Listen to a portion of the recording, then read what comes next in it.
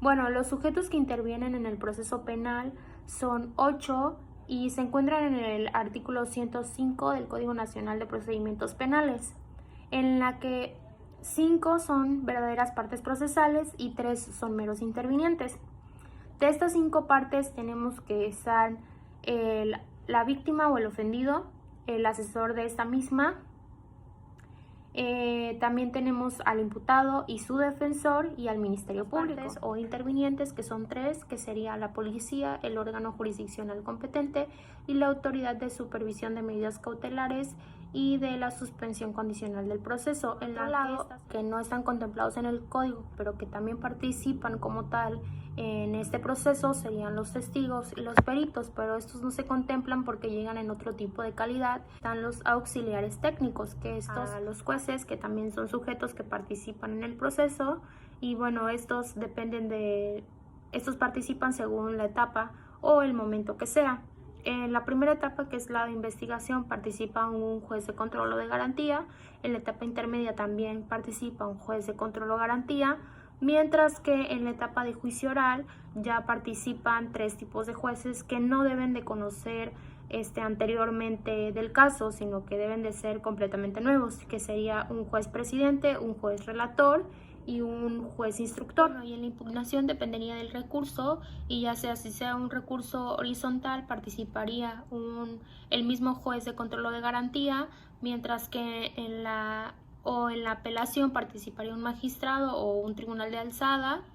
Y bueno, ya en un amparo indirecto participaría un juez de distrito, mientras que en un amparo directo ya sería de la Suprema Corte de Justicia de la Nación, y si se va a revisión ya sería ante los ministros de la Suprema Corte, mientras que también tenemos a nivel internacional en la Corte Interamericana de Derechos Humanos o en la Corte Internacional de Derechos Humanos, ya serían los jueces de la Corte, o también llamados jueces de conciencia. Y por último, en el momento de ejecución penal ya participa un juez de ejecución penal. Estos procedimientos están regulados por principios, de los cuales los podemos clasificar en 3 tipos, que son los principios del sistema procesal penal, que estarían del 4 al 14 del Código Nacional de Procedimientos Penales.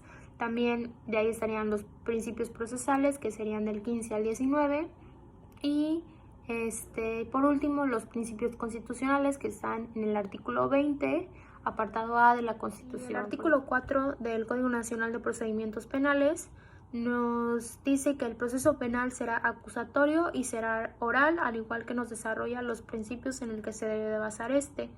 Uno de estos es el principio de publicidad, en el que nos dice que las audiencias van a ser públicas, es decir, abiertas al público en general. Está el principio de contradicción, en el que se pueden conocer y controvertir aquellos medios de prueba, al igual que se pueden oponer a los alegatos las partes.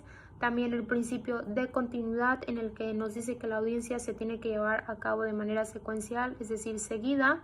También el principio de concentración, que nos dice que de preferencia se tiene que llevar la audiencia el mismo día, y si no, pues en días consecutivos. El principio de mediación, en el que nos dice que el proceso se tiene que llevar a cabo ante el órgano jurisdiccional competente y ante las partes. Está el principio de igualdad ante la ley, en que nos dice que todas las partes que intervengan tienen que recibir el mismo trato y tienen que estar en igualdad de oportunidades y de condiciones.